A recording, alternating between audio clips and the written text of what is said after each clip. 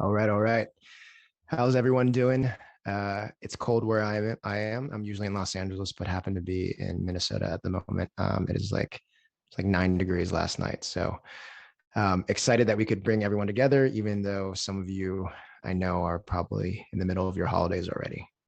So I'm going to jump right into it. We have a good topic to cover here, a lot to go over, a lot of value to share with y'all.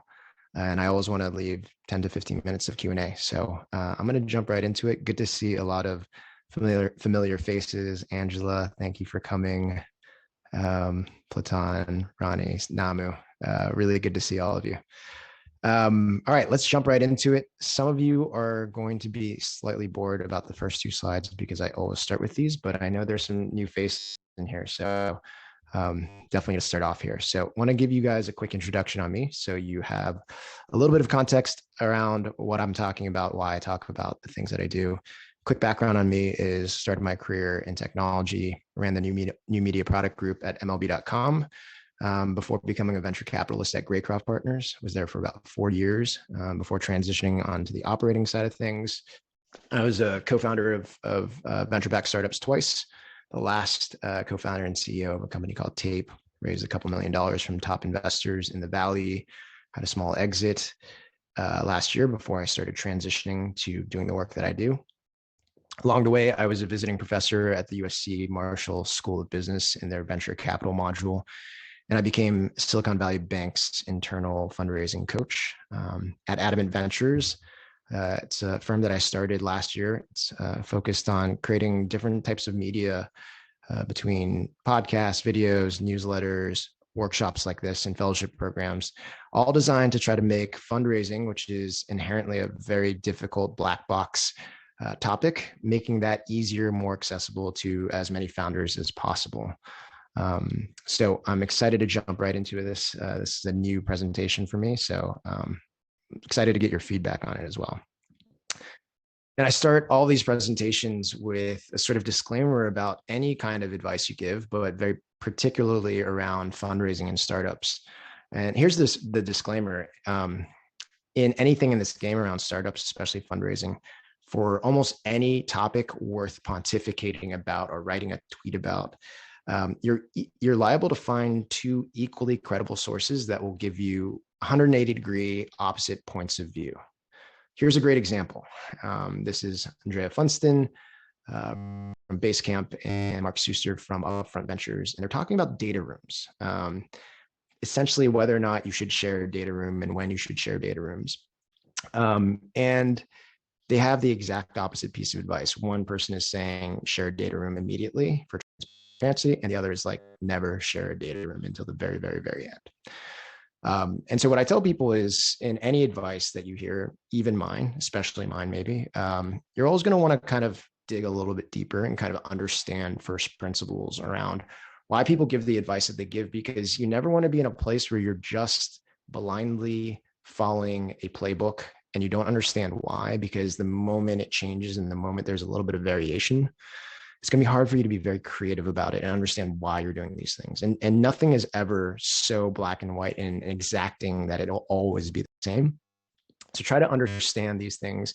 At least when I give advice, I try to give context for that advice so that it's a little bit easier to understand what you might want to do. And before I go on, I'd love to ask everyone to turn their cameras on, because I'm kind of reacting to the way you guys are experiencing the content. If you're nodding, if you're smiling. So Cindy, thank you. It's very beautiful where you are. Is that Texas? I can't tell. Tiago, Platon, good to see your face, man. Rebecca, great. Thank you, everyone. There's some good looking people out there. I'm sure you guys want to be founders. All right, let's jump into it. So the reason we're talking about this and the reason I created this particular workshop is because of how much outreach I get around this time of year around fundraising and the anxiety of fundraising. And there are these two scenarios that I think about holidays playing within fundraising. And it is the idea of, is fundraising this thing that sort of screeches you to a halt, that applies a slowdown to your process and leads to bad outcomes? or is it something that you use as a takeoff, sort of a launching pad for a great process? And maybe raise your hand or send through the chat if you feel like you're in the former sort of. You started a process and it's getting to be a little bit difficult. Any hands? No. Oh, Rebecca. Okay, good. Frank, good. Thanks for being honest. This is not the focus of that of this webinar, but I'll tell you a couple of things that hopefully will give you a little bit of light or a little bit of comfort into where you are. So, the holiday slowdowns can definitely impact the fundraise, and I'd say that it more severely impacts fundraisers that might not have had a great setup. You didn't prepare for it the right way. You didn't lead into it, and you certainly. This is undeniable. You certainly didn't plan the timing correctly because of, well, a slowdown and what that does to momentum. But the thing that I want to share before we move on to a different topic is that because of the dynamics of the current fundraising market, how many deals venture capitalists get to see at any given point of time, there's way less risk, in my opinion, of what it used to be, which is, if Rebecca is fundraising, she goes out and talks to 10 to 20 people. People know that she's fundraising. And so it sends this interesting signal that if you were to go out again, it was like, wasn't Rebecca fundraising? That is less the case now because, if Rebecca, if Tiago, if Angela, if any of you started raising and you talk to, let's even say you talk to 50 people, do you know how many funds or people that have the ability to write between $100K and $5 million checks there are now?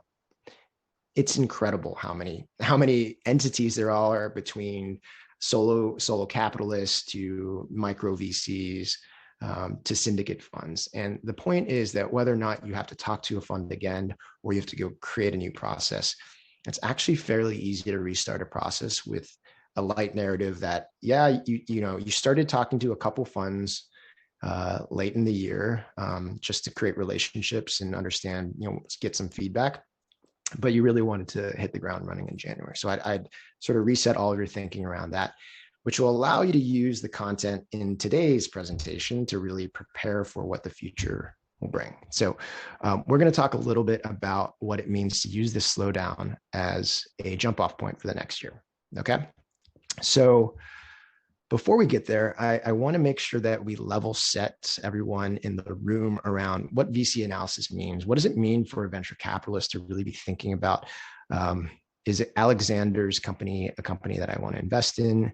Do I think Namu and Sloth is a good investment where I want to put money in? So maybe I'm just going to kind of open up the floor and see if you guys can send through the chat ideas of what you think is the most important thing that a VC is trying to evaluate when they decide if it's a good investment. I'll just kind of reading things through. Traction. Cindy says team and traction. Okay. No one else wants to send anything through. So Frank, Tam, Elisa, founders. Good. Product market fit. Okay. So these are good. Let's pull some of these apart. And Frank, hate to say it, but because you were so on top of things, I'm going to ask you to come off mute and talk to me for a second. Frank, are you there? I'm here. How are you, Jason? Amazing. Thanks. Where in the world are you, Frank? Chicagoland area. That's why I got. Oh, so it's not warm there either. Not at all. You guys took a beating from the Vikings the other day. Yeah, anyway, so let me ask you, traction. Why traction? What do you think why traction is important? Well, and traction can mean a lot of different things, right? It could be ARR, it could be product market fit, it could be where I'm at a little bit more, even pre-seed, is getting at least some indication that there's demand for your product. And if you can't show that in any level, I think VC is maybe, way too early. And then if you are going to be considered by a VC, the depth or the quality of traction is going to be very important to them. Okay. So I want to pause you there and ask you, like, I'm going to do this exercise. So why traction? You described what traction is kind of, but like, why is traction important to a venture capitalist? Well, I think for a VC there, it proves that there's some level of demand, right? There's somebody there's a customer out there that sees enough value that's going to pay you or give Good. you some kind of other utility that you can utilize, right? It could be you got a beta version that you're not charging for, and then you're getting information back for them, so you can iterate on your Okay. product, and that leads you a little bit more to a product market fit. So I don't know if Okay. I'm looking at that the right way, if that's, quote unquote So traction. this, these are certain terms that people know are important for venture capital, but this is a great illustration of what essentially I want everyone to have deeper levels of thinking around, because you're kind of telling me something, but what you've said on your own doesn't matter. Like it doesn't matter. And I'll pause you there. And that's not meant to slam you or anything. It's just meant to kind of illustrate something. So Nick, let me bring you up. You said a few things: market, team, and traction. Let me ask you about market and team. Like, tell me what you mean. Why is that important to a venture capitalist? Yeah, I guess the answer to your question would be like stage specific. For me, just raised a pre-seed, and I guess the headline number, I've realized like a lot of people's attention spans are pretty short, so you got to hit them with a headline number, and that market number. I've learned you can't go too big. So like what we do is in the wine and spirits industry. If we said like 350 billion, it's like, all right, well, that's kind of like you didn't put too much thought. But also, if you go too small, then it's like, well, not going to spend my time there. I think Okay, so let me pause you there. So you're saying market, and this is good. You're saying when you talk about market, you're saying it's important to say how big the market is, right? Yes. Okay, so I think we're getting closer to the answer here. Size of the market is important. Frank talked about traction as like whether or not people were interested. So size of the market is important for sure, and it's a component of this, but we're still actually not getting to the full answer. You have a little bit of team in there. What's team? Why is team important? Yeah. I Not think sure, like huh? no, I think it's the most. All of those are really important. I think I've actually struggled to tease out like the team piece with investors. I think like very few. I've been surprised at how few have really dove into like, well, like why you and like why the people you're working with. And Mm-hmm. I just personally think we have a killer team. So uh this is It's hard to say. execution, and like Yeah, we're an early stage startup company, so if I don't do the job, it's not going to get done. So yeah, yeah. Okay. I appreciate that, Frank and Nick. Thanks for spending time at least pulling this apart for me. So, and then by the way, there are other things out here: product market fit, Cindy, story and team, Ken, confidence in delivering the future. This is all kind of additive to what I really believe it is, and this is what everyone needs to be centered around. And it's this idea is it's sort of encapsulating all this. Will this team create a big business? And so like the reason I don't want you guys to isolate any of these things. So when you say traction, if you show me that you've sold, 100 wasabi flavored ice creams, so there's a demand for wasabi flavored ice cream. Literally just made that off the top of my head. I don't know where I got that, but cool. There is demand for that. That's traction for that. But I'm a venture capitalist. I'm looking to 10 100x my investment. So traction alone is not interesting. Market alone is not interesting. Like, okay, big market, great, like selling to all humans or anything general like that is interesting, but not, it's compelling but not sufficient. What's the other thing? It's not sufficient. What we're trying to do really is think about, are you able to tell a story where when a VC looks at it, they believe that there's opportunity for you guys to create a big business.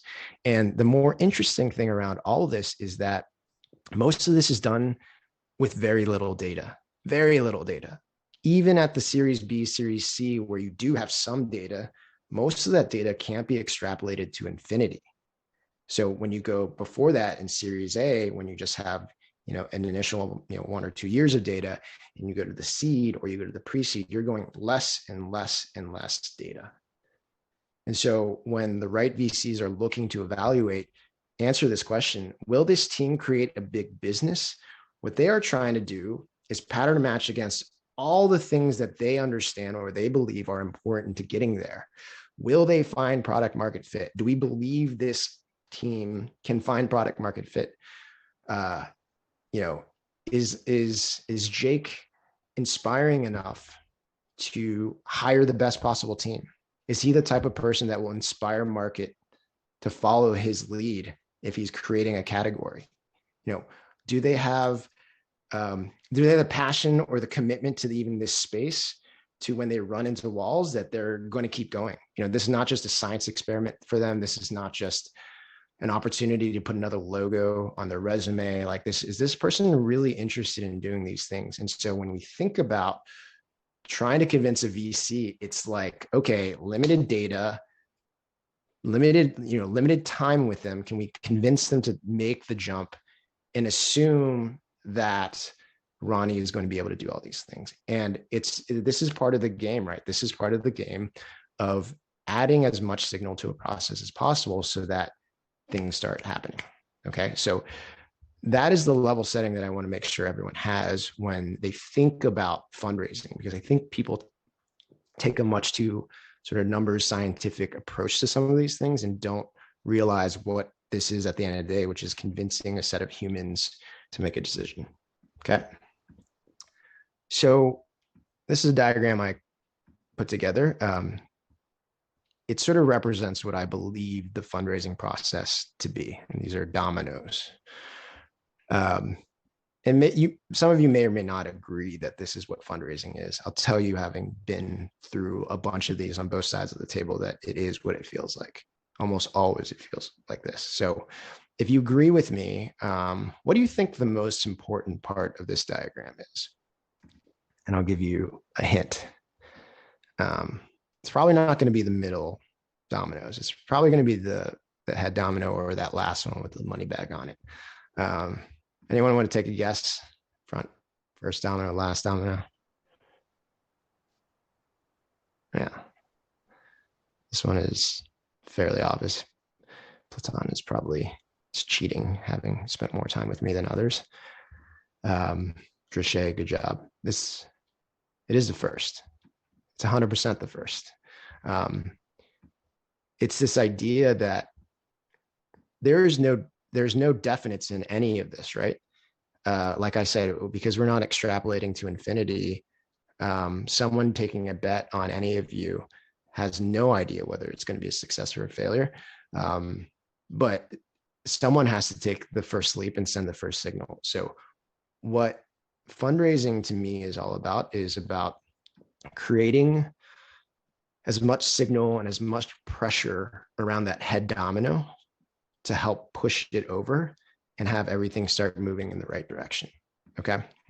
And so can you do, I guess the question for this workshop, and it's really centered around this idea of like, a lot of you have already raised,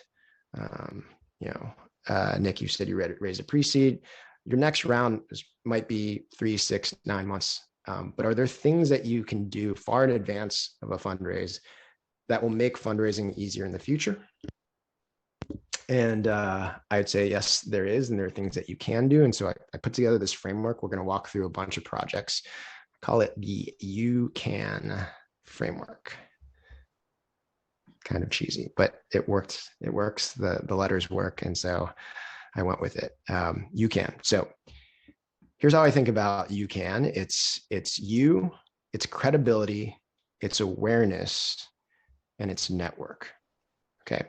So these are things that I think people should be working on constantly, in between the gaps of running your company and far in advance of a fundraise. I often talk about my last fundraise, how quick it went, relatively speaking. And I just talked to another founder who is great at fundraising and has been able to raise. And he had a very similar description. It's like, if you look at the way my fundraise went, landed a lead, Greylock in San Francisco. And for the time in 2017, it went really quickly. I think we did it in 6 weeks, which was like hyper speed back then. And if you look at why I was able to do it really fast, it was because I had so much credibility, awareness, and network, and I had the you in place where I could really tell the story. It's a different story of whether or not we can talk offline of whether or not I made up the you for myself, and or if I was just a great storyteller. But credibility, awareness, and network for me was the result of 10 years of being in the industry. And it wasn't like I was proactively building these things. It just so happened that over 10 years, I composed myself in a certain way. I interacted with people in a certain way that really helped build this idea of credibility, awareness, and network. For everyone else who is in the thick of it right now and doesn't believe that they have those things, I think it's really important for you to be intentional about building these things, because those are the things that send signals into a fundraise that say, yes, I want to back Tiago. I see the credibility. I know he exists. I'm able to sort of paint a line. I'm not looking at one specific point in time, but I have multiple dots to sort of extrapolate a line and think through. And so when I think about founders getting ready for future fundraisers, it's all about like, are there things that I can do to stimulate credibility, awareness, and network? Okay. So the last 20 minutes of me just presenting and discussing will be around talking through some projects that I think you guys can pick off during your week or two of lightly less hectic work schedules, hopefully taking time off for yourselves, but also, trying to take time away from nieces and nephews and grandparents and uncles, and wanting to just do a couple projects that might help you in the new year. Okay. So the first one I want to walk through is this idea of you. I promise this is the most woo-woo of all the projects or set of projects. So they won't always be like this, but it is kind of the most important. It's really, what I was referencing before is that when I raised money for my last company, I was just an expert in it already. So I could raise money. I could tell the right stories. I knew all the strings to pull. But I didn't go through this nearly enough. And I think it was what affected my ability to execute after I was able to raise. So I highly, highly recommend you guys think through this, because not only will these things be important for you in the future, but for the people that aren't expert fundraisers and storytellers, these are the elements that will go into your story. So here are 3 projects that you can consider doing. One, I would recommend you write a personal essay. Let's call it 500 words. That is just, why are you doing this? Why are you excited to do this? And don't write this like you're trying to get into an elite business school, or don't try to write it like you think a venture capitalist will read it. Write it for yourself. And one thing I'd say is, when I describe this, if you're rolling your eyes, or if you run away from this project, it's probably a red flag, because the people who are like excited to do this, excited to do what they're doing, will think, I haven't had a chance to write that down. That's a good, I'll do that, and they will want to write more and more about why this is important. And like a lot of my work, and whenever I engage in founders, is trying to find founders who are doing these things for the wrong reasons and save them from themselves. Because, I tell this to people that actually start working with me. I'm like, if you work with me, I bet you I'll be able to teach you how to raise money. And that's not necessarily a good thing. Like if I teach you how to raise money and you raise money and you didn't really want to do this, you're essentially burning 3 years of your life. And so I'd rather you do this for yourself. So get feedback on that essay from others. Just, hear what people think. Maybe you don't write the essay, maybe you just get feedback. So that was my second bullet point. And then the last one, which is separate, is look for mentors and coaches. This is a great personal project to have over the new year, over the holidays. Coaches cost money, but I think are well worth it if you can afford it. Mentors a lot of times don't cost money and are incredibly valuable. This is another thing that I didn't do early enough in my career, finding people that were either experts in a field or people that like one step ahead of you, just one step ahead of you that can kind of point out the landmines that you're about to be facing is incredibly important and will shave I don't know if I want to do this in time or percentage of effort, but will just make things so much better for you. I spent too many years trying to prove to the world that I could figure things out on my own. And it wasn't until much later that I was like, oh, I don't want to figure this out. Like, this has all been done before, and I'm totally cool not knowing how to do it as long as I can get to the answer faster. What I always tell people is there's no award, there's no trophy for getting to the right answer slower on your own. There's no trophy for that. So don't pursue that. Okay. Good questions around prompts for personal essays and recommendations for coaches. What's on? It's funny. Let me get back to that later. I will write some things up and hopefully be able to help for that. Thanks. All right, next, credibility. So credibility is all this about this idea of when someone talks to you and says, do I think Dresche is going to be able to do this business? Like, what about him says that he's going to be able to do this business? What does he tell in his story that makes me believe? Kenneth has an incredibly deep background in dating of all things. And so when he tells his story, you see these data points come out and you're like, oh, so someone's going to do a third or fourth thing within dating. This guy is credible. Now, other people, when they're starting your companies, first-time founders, et cetera, are going to have to build out credibility in other ways. And so two small projects I'd think through is really trying to, the first one is milestone planning within your company. So you want to think about when you think you're going to launch your fundraise and what you think your company might be able to achieve in the next, X months between then and when you start your fundraise. And these things can be very little, right? They can be validation. They can be things that you're doing, execution-oriented things that show this person isn't just like writing down things on a piece of paper and pretending like it's going to happen once they get money. You want to demonstrate that there's a reason that you're backing this. And one of those things can be any sort of milestones that you execute against. So that's a good project for you, just for your company anyways, but certainly when I think about adding to credibility, that's a small project. Second is helping and adding value into the ecosystem. So if you're doing small projects, especially if you're pre-launch and you're just thinking about how to raise your first amounts of capital, anything you can do within the community to help to add value will increase this perception of credibility. And this could have gone to the networking bucket too, but I decided to add it here to kind of balance things out. But think about the ways that you can provide and add value into your ecosystem, because it'll come back to you as people talk about how great Cindy was at evaluating customer acquisition within the beauty channel, or how great Angela was in recruiting. She understands that really deeply. And if that'll come up later, that is credibility for you in your fundraise. Okay. Let's jump to awareness. So I talk a lot about awareness because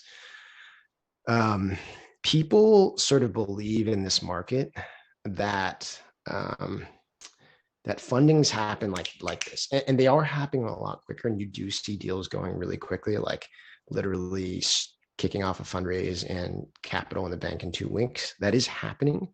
But if you peel back the layers of a lot of these fundraises, it isn't just like showed up and was like, hey, guess what? I'm raising, never heard of me, you didn't know this was happening, but I'm raising money and like, let me set deadlines and then they're going to give you money.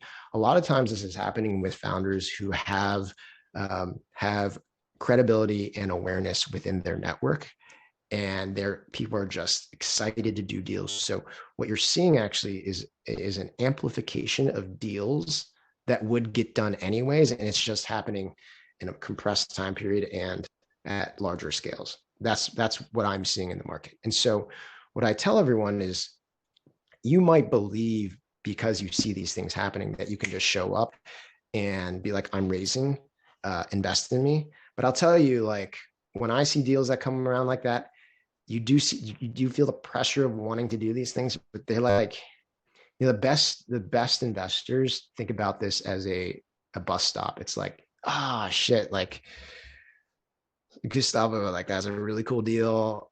Honestly, I'd never met him before. It was really hard for me to gain comfort around this. There's going to be another one coming. I'm going to let this one pass. So the important thing is really making sure that you're a known quantity as much as possible. Try to create awareness for yourself so that people have interest in learning about you and learning about a future opportunity. If you followed any of my work, I have this concept of the investor psychology of catching a deal. There's this idea of like, investors are incredibly compelled by this feeling like they are better at finding deals and like catching deals. And if you can make them believe that they, you know, through a proprietary relationship, or they were so good at researching, or they kept on top of like blog posts that they were aware of something, that feeling of catching a deal is so compelling. And so here are two projects, and this is probably my favorite category of things that you guys can do over the holidays around awareness or overall. But the first is to write a thought piece. So thought pieces are, call it 1,000-word essays that give you a platform to present the way you think and present your expertise on a topic. It's not meant to say, you know, write a article on Rabbit and how great Rabbit is for crypto traders, and they make so much money using Rabbit. Like, Elisa, I wouldn't tell you to write a thought piece like that. What I would tell you to write is something like, you know, the mathematical models that people are unaware of, that are truly represented in this wave of crypto trading. It's like, it's an opportunity to show your expertise and how deeply involved you are in a space without selling. And when you write these pieces, you sort of put it out in the world of what types of people you're looking for. Like, so if it's got a great point of view and it's got a specific point of view and it shows who you are, it's a really great way to get on people's radars of like, that's an interesting person. I wonder if Elisa is going to raise in the future, or if Angela's talking about the next generation of recruiting, and people want to know what she's talking about. It's like, I wonder when she's going to raise next. I think that way too. It's a really great way to sort of stimulate heat around yourself and around a future deal. So I encourage thought pieces all the time. Plus, writing for yourself is super valuable.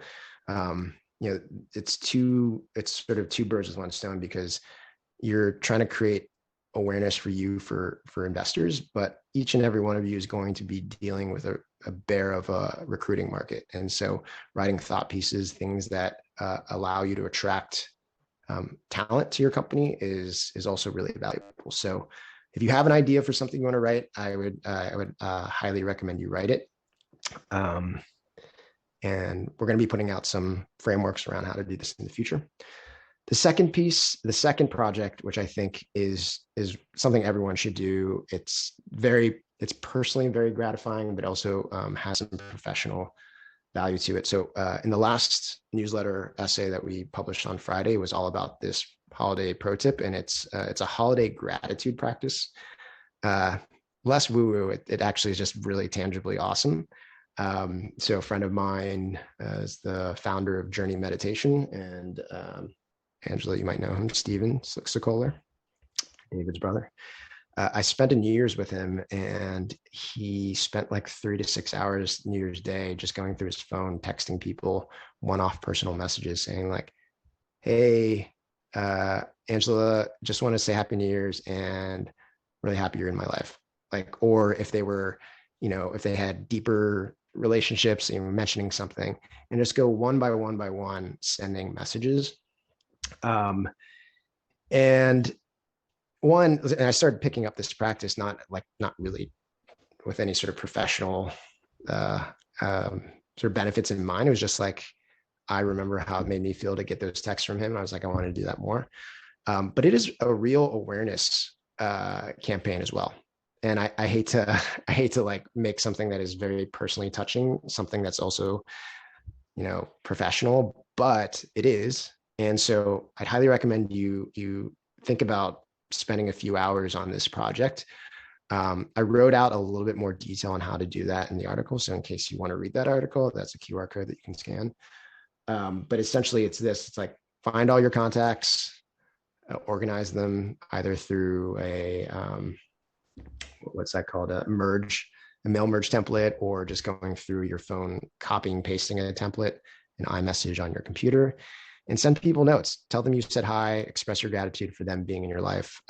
You'll appreciate it personally. And the benefit of it is that people will go, I wonder what Steven's up to. Or us. I think I saw Cindy was doing something. Alejandro, I haven't thought about that person in a while. Layla, I heard she was doing something interesting. And all of a sudden, these people will be far more activated in your network in terms of, how they want to support you, how they want to show up to help you, or in some cases, how they want to invest in you. Okay. So that is the awareness set of projects. And lastly, we're going to talk about network. This is the most obvious one. I think people understand that network is quite important. Here are 3 projects that you should think about spending time on. So the first is mapping your supporters.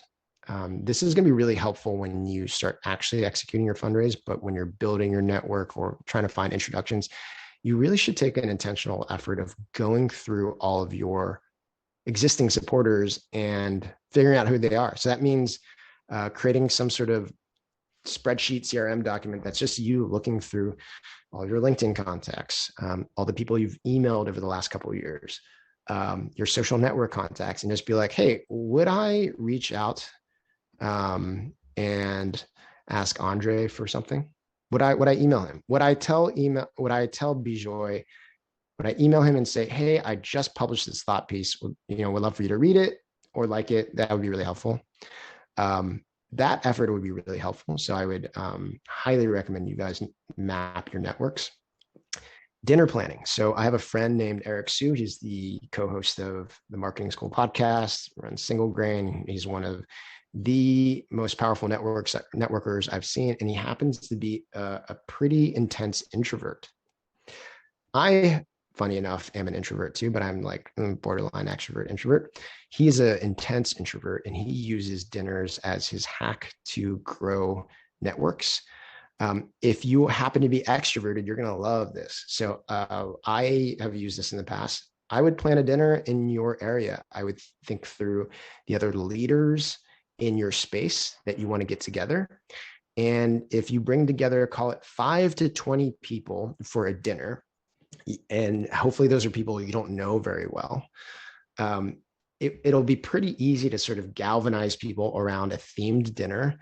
Social networking in New York for Platon. Andre, you could figure out one for cybersecurity in San Francisco and put them all together. And maybe you want to go out of pocket to make sure you get the best people excited to join you. Maybe you don't. Maybe it's just everyone joins and splits it. But I'll tell you this, here's the other hack is once you get, call it minimum of 5 people that have interesting backgrounds, the ability to get a sponsor in the legal space, the accounting space, people that want to meet startup founders is quite easy, and the sponsorship amount is quite low. So it's a good chance that you'll actually be able to get it covered. So that's one second project. Oops, sorry. Planning a dinner. And the last one is having networking goals for yourself. I give this advice all the time. I'm not as good at following this piece of advice, but I should be better about this. And it's really just kind of making sure that every week you're like, there's probably someone I should be meeting. There's probably some sort of effort I should be making to make a good connection here. Obviously, you have tons of things to do as startup founders. But I think, when I talk about my ability to fundraise, it had a lot to do with the strength of my network. And a lot of you are starting from much smaller baselines than I did. So you just will need more effort in order to build that muscle. Okay. So that's the last project that I want to review. Quickly, before we get into some Q&A, I wanted to tell you guys about this program that I've run. And I probably wouldn't put this up there except for literally in the last 3 days, I've gotten emails from founders who've gone through the program. One just raised $9 million this morning. Someone raised $5 million. A couple had raised $2 million. It's I'm proud of the program. I'm proud of the founders that have gone through it. So scan the QR code if you want to join the waitlist. I don't know when we're going to do the next one, but if you do that, we will also send you our next product for free, which is essentially all these projects that I talked about with detailed guides, project plans, email templates, so that if you wanted to execute a dinner, we're going to have the project plan for that. Here are the 7 steps you need to do. Here's the email that I would send to everyone. And here's the email that I would send to sponsors. That's kind of the next project we want to do, product that we want to release. And you guys will be the first to hear about it. So that's that project. And then this is my podcast. I'm proud of this podcast because I think it does a really good job of exposing some of the storylines around fundraising. And seeing those things or hearing those things, I think can be very valuable, knowing that people come from very, very different backgrounds and are able to raise multi-million-dollar rounds. So if you are looking for something to listen to over the holidays, please take that into account. Maybe leave a 5-star review if you like it. That would be great. And that's it. So we have 14 minutes for Q&A. We had some people submit questions ahead of time, and I'm looking at them right now. So if anyone wants to ask a question live, please do. You don't need to limit to anything we talked about today. Use the little digital hand raising thing if you know how to do that. If not, I will just start jumping into questions I saw people ask. Okay, let's see.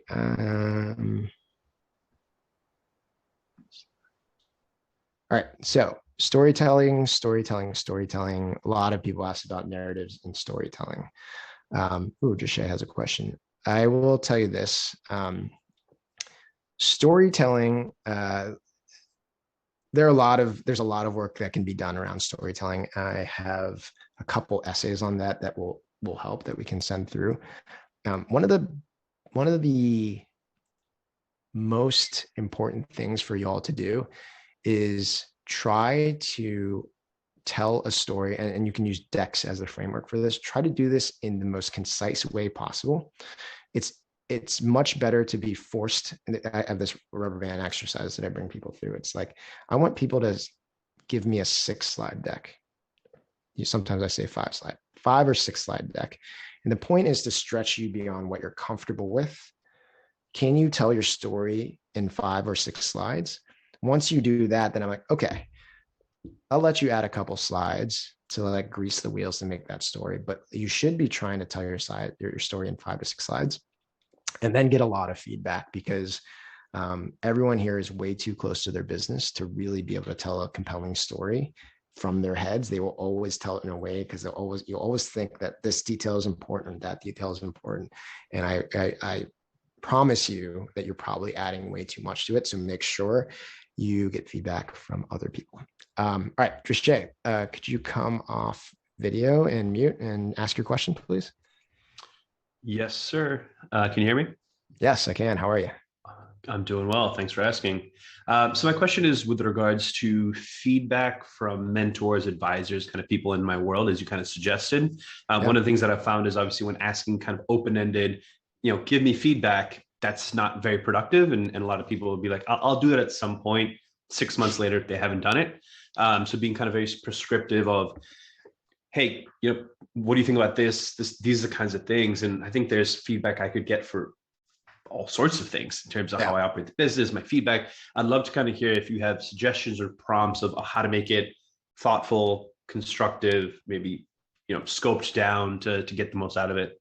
100%. And this is good because Jonathan and I and the Adamant Ventures team, we follow this model as well. So, and I follow this for the advisor meetings that I run. So I always say that anytime, if I'm an advisor to someone, if I'm an advisor to someone and we have a meeting, I'm like, this is your meeting.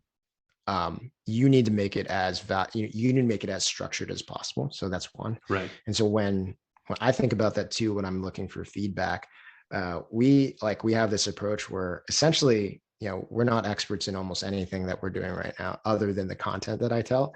Everything else is we're learning on the fly. And instead of trying to overpower it and learn it ourselves, we'll always try to put together a short deck that's like, this is what we are, this is how we do things today, and here are the things that we want feedback on. And whether it's a venture capitalist or an advisor, you have to expect that they don't have a ton of time.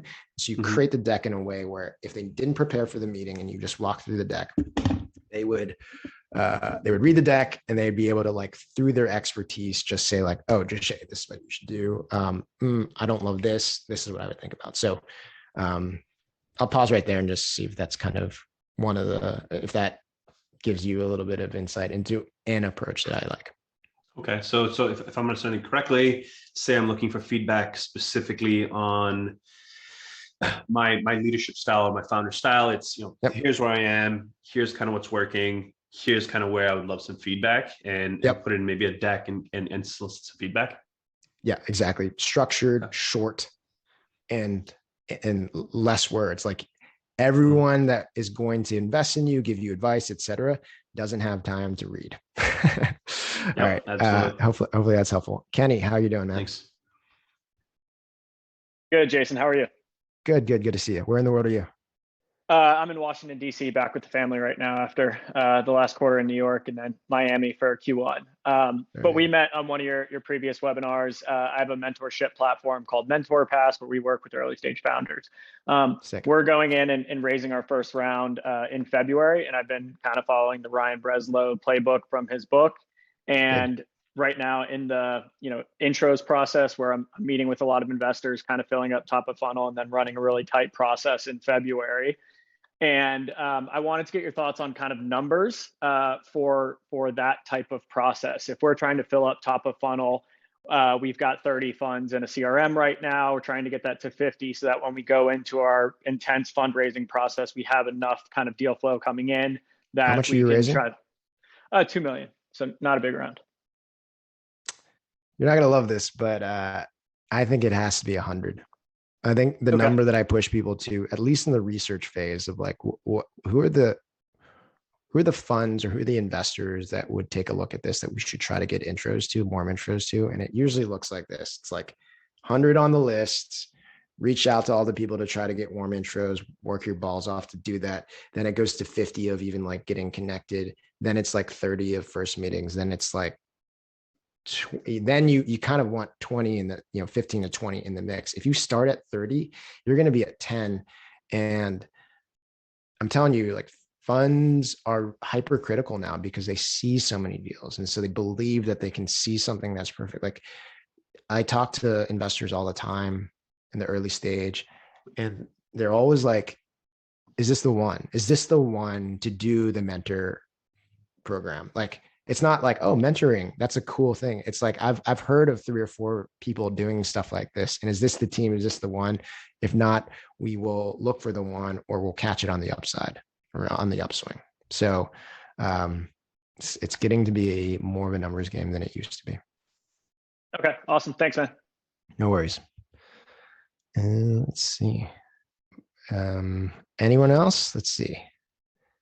Bijoy, amazing. And Kenny, do you mind trying to drop your hand? How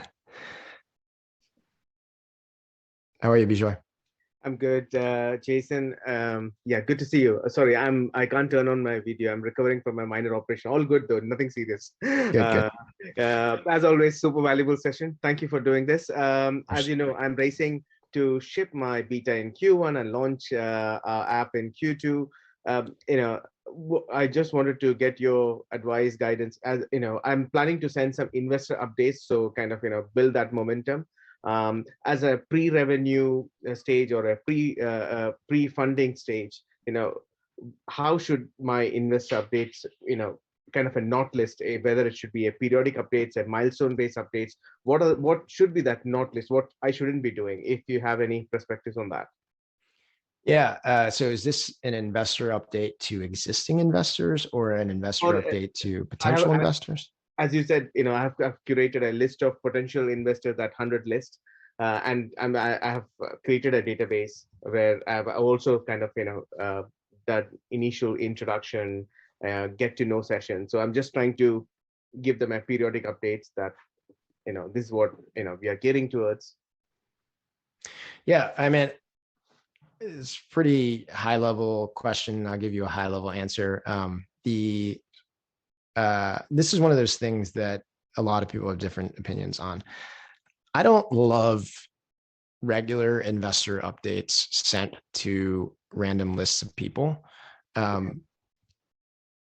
It can be done well. I would just say this, like, you need to control the narrative at all times. You need people to really believe that there's something exciting going on. And just sort of regular incremental updates isn't exciting, actually. It's usually you get more data about like something kind of lukewarm, interesting happening. I'll tell you exceptions to that. So there's a company called Levels that I've done, I know the CEO quite well, and we've done a lot of content work together. Mm-hmm. That guy is a fucking machine. He's an execution machine. And in fact, the data room example of being super transparent right away is based on him. Andrea Funston got his data room early and was like, this is incredible. That team executes every other week in a level that is hard to match. And so they do a data room immediately, and they do regular updates that everyone gets, because he knows that part of his story and part of what he's sharing is just his operational expertise. Mm-hmm. And so you see that and you're like, oh my God, this, even if the team doesn't like hit certain marks, it's like, it's crazy. Not everyone can do that. And so I always say, like, look, some sort of messaging is interesting, but like, if you're just like, oh, I'm going to go raise in 3 months, so I'm going to send out an update. If you're not sending the update in a way that has some sort of interesting, meaty, compelling topic to it, just a random thing, to me, doesn't actually do the job that you're looking to do. Like, I would almost like rather you write a thought piece and try to get that, like, try to get people in your network to share it, and people get excited about hearing about you thinking about metabolically appropriate diets and stuff like that. It's not to say don't do the investor update, especially if you already have something. I just want you to like be focused on understanding like that's an update that hits someone's inbox, and you need to get someone to think, like, I need to stay on top of this. Not, oh, like it's Bijoy again and he's planning on doing his beta. Like that doesn't move the needle. In fact, it's just like, there's nothing exciting this one. Like, again, what I was telling, who was I just talking to? Ken. Anyways, what I was saying is like, there's so many deals. So it's like, people are just like trying to filter really quickly and be like, do I put this into the bucket of me keeping an eye on, or is it like, it's just another like also ran, I'll like send it off to the side. No, that's great feedback. Thanks, Jason. I appreciate it. Thank you. No worries. Namu, what are your thoughts on fundraising during the holidays? I don't love it. I'm just going to answer this really quickly. I just don't love it because I think momentum gets deals done and time kills deals in fundraising and sales, et cetera. And you just don't have enough control over the momentum during the holidays because all the people that you brought to the line, some of them might be taking time off, some might not. And just this feeling of like you continue to want to like maybe add another lead, even though you don't know that they're going to be excited to engage at this time period. It's not worth it to me. I would pause fundraisers, I would shut them down, and I would start them in the new year. Okay. Anyways, let's see. Anyone else? Oh, Nick. Yeah. Like best way to start. So you have that list of like 100, and like I have my existing investors who I'm going to reach out to, but like what's step one? Like my plan is March, start the process, like blast. I'm guessing it's probably not blast everybody, hey, I'm raising, or maybe it is. Yeah, I'll do this really quick because I know we have about 60 seconds left. This is the process. You find the list of people that you want to go out to. Then you map how you're going to get intros to those. And that's blasting a bunch of people saying, I am going to fundraise. And there are a couple approaches. You could send them a sign up list and say like, hey, do you mind looking at this list and seeing if anyone, like if you can make introductions to them? It depends on how close you are to these people that you're asking. Depends on how busy these people are. The other way is to go one by one in the supporters and saying like, oh, I know Alexander is really connected, and then curating 3 to 5 particular investors that they could, and sending them email and saying, hey, Alex, I saw that you're connected to these investors. Would you be willing to make this connection? After you do that and you line up all the people that could make the introduction, you tell them your timing, and then you launch the effort of saying, I'm trying to get this done now, please make the introductions. And so you try to generate calendar density off of that execution. Cool. All right, everyone. Thanks for showing up. I as much as this was about the stuff that you can do during your fundraise, during your holidays to further your ability to fundraise, I do think it's really, really important, really valuable for people to unplug and, just try to think about things other than your company. I'm not very good at it either, but it's really important, right? You need to kind of remember why you're doing these things, remember the other things that are important in your life so that you can come back to your company feeling refreshed. You don't ever want your company to be that thing that's like, I'm doing the company and it's an obligation and it's like, oh my God, I have to keep doing it. And I think you remember those things by spending time outside of your company. It's kind of like traveling abroad. When I lived abroad, when I came back to the States, I was like, oh, the United States is amazing. And it made going back to the foreign country as exciting. And so try to do that, try to spend time away from your company, and then recharge and get ready for a great Q1, either executing in the business or launching an amazing fundraise. And if there's any ways that I can be helpful, let me know. I hope to hear from you guys in the future. All right. Thanks, everyone.